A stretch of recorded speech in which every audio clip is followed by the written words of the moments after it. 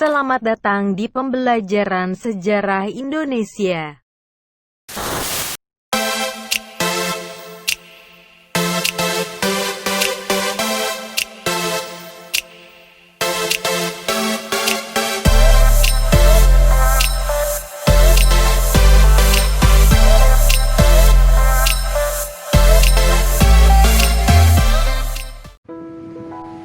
Assalamualaikum warahmatullahi wabarakatuh.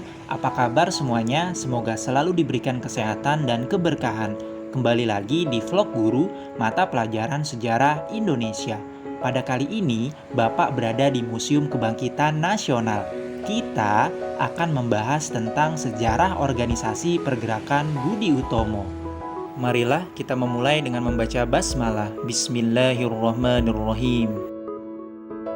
Tujuan pembelajaran video kali ini, kalian diharapkan mampu untuk menjelaskan sejarah berdiri, tujuan pergerakan, hasil kongres, dan faktor kemunduran organisasi Budi Utomo.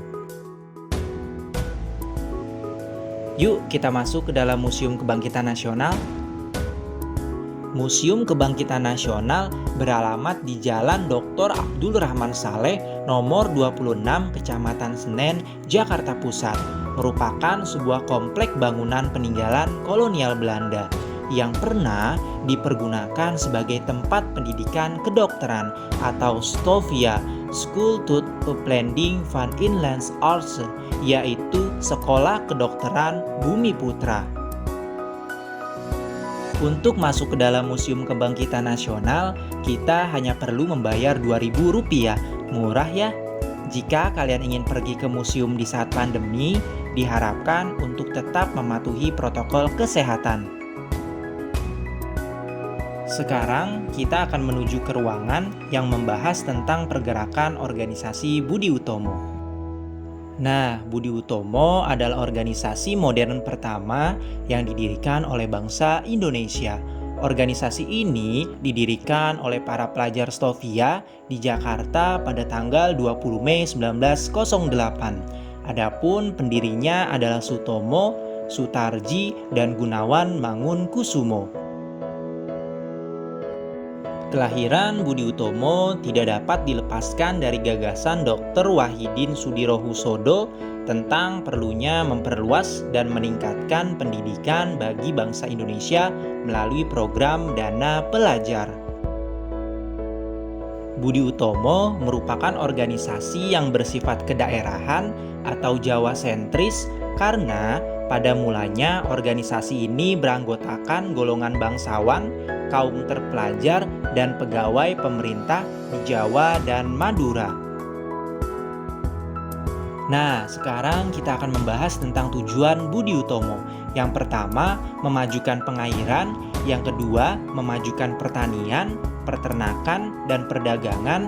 Yang ketiga, memajukan industri. Dan yang keempat, menghidupkan kembali budaya bangsa. Bagaimana penjelasan Bapak sampai sini? Semoga dapat dipahami ya. Nah, sekarang kita akan membahas 4 hasil Kongres Budi Utomo pada bulan Oktober 1908. Yang pertama, Budi Utomo tidak akan mengadakan kegiatan politik. Yang kedua, kegiatan Budi Utomo bertujuan untuk meningkatkan bidang pendidikan dan kebudayaan. Yang ketiga, ruang geraknya hanya terbatas di daerah Jawa dan Madura. Dan yang terakhir, menetapkan Tirto Kusumo, Bupati Karanganyar, sebagai ketua dan pusat organisasi di kota Yogyakarta. Apa sih yang menyebabkan kemunduran Budi Utomo? Jawabannya, dikarenakan oleh pendidikan yang diselenggarakan cenderung untuk kepentingan golongan priai. Penggunaan bahasa Belanda sangat diutamakan. Melihat kenyataan tersebut, banyak pelajar STOVIA dan golongan muda yang berpikiran maju merasa kecewa. Selain itu, beberapa tokoh berpengaruh seperti Cipto Mangunkusumo ikut mengundurkan diri. Bercermin dari perjuangan Budi Utomo, membangun semangat kebangkitan nasional saat ini dimulai dari kepedulian terhadap kebudayaan dan pendidikan. Walaupun dalam keadaan pandemi, kita sebagai generasi bangsa harus tetap semangat penuh optimis untuk membangun dan memajukan bangsa tercinta. Untuk menekan resiko penularan COVID-19, Bapak mengingatkan pentingnya 3M, memakai masker, mencuci tangan, dan menjaga jarak menghindari kerumunan, tetap semangat dan tetap belajar dari rumah. Bapak cukupkan vlog guru tentang organisasi Budi Utomo. Kita tutup dengan membaca hamdalah. Alhamdulillahirobbilalamin. Wassalamualaikum warahmatullahi wabarakatuh.